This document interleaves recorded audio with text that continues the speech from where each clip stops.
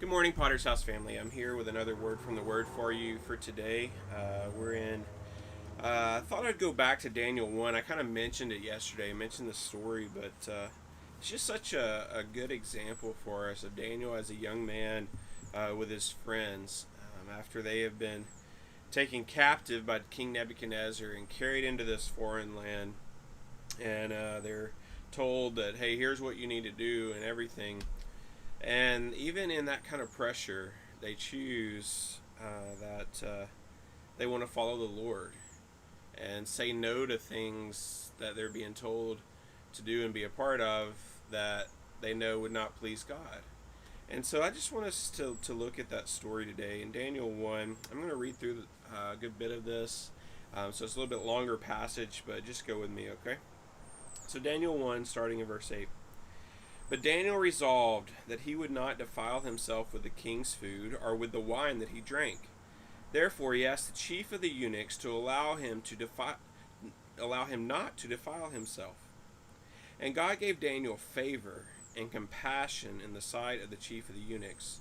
And the chief of the eunuchs said to Daniel, I fear my lord the king, who assigned your food and your drink. For why should he see you were in worse condition than the youths who are of your own age?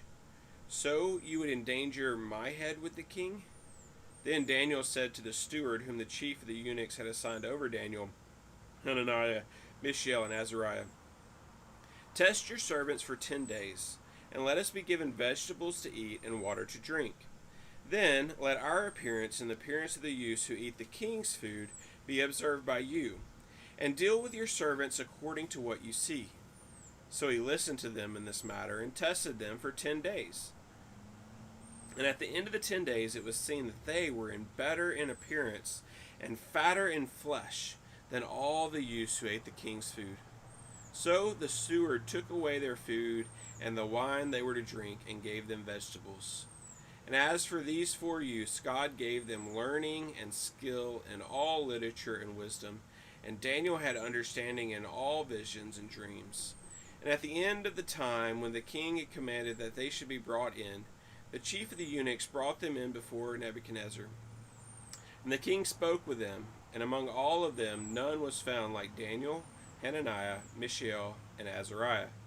Therefore they stood before the king, and in every matter of wisdom and understanding at which the king inquired of them, he found them 10 times better than all the magicians and enchanters that were in all his kingdom. And Daniel was there until the first year of King Cyrus. And so we see here God blessing Daniel and his 3 friends because they made a choice. It wasn't about them just being a vegetarian, but it was about them saying, you know, God has told us certain dietary laws, and I really think that Daniel saw what was before him, and he knew how complicated it would be with those around him if he started trying to just we'll only eat the clean meat and not the unclean meat, and all of this from all the Old Testament system that he lived under. And instead of going into all that, he just said, hey, here's a way that we can be in line with how God's told us to live and what he's told us that we should eat. And so he said, hey, we're just going to eat vegetables and have water.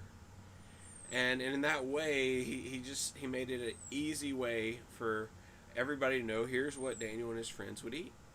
It wasn't that they couldn't eat other stuff. Nowhere in Scripture does it say that. But he knew that this was a way that he could follow what God had instructed him to do. And so I want to ask you today, what are ways that maybe some safeguards like that you can put in your life so that you can follow what God has instructed you to do? What is there that maybe there's this area of your life where you know it's a little out of balance, you know it's not quite in line with the Lord? And what safeguards could you put in place? What boundaries could you put in place to help you not fall into that area? To not fall into things that you know the Lord would not want you to be a part of. Because I truly believe that if we're like Daniel and his friends, and we're faithful to the Lord and faithful to his word and faithful to living the way that he's instructed us to live, then he's going to bless us like he did them. Now, it's not just about getting a blessing out of God. And what we'll see, we'll probably do Daniel 3 next tomorrow. But what we'll see when Daniel's friends are sent to the fiery furnace, they go in saying, God can save us, but if he chooses not to, then we still choose to follow him. And so, yeah, sometimes maybe we don't get the immediate blessings of the Lord that we might want. But the most important thing is that we have the relationship with him through living the way that he wants us to live. Well, I know this word from the Word has been a little bit longer today. I hope it has been an encouragement to you and been beneficial to you. That is your word from the Word for today, and I will see you again tomorrow. Bye for now.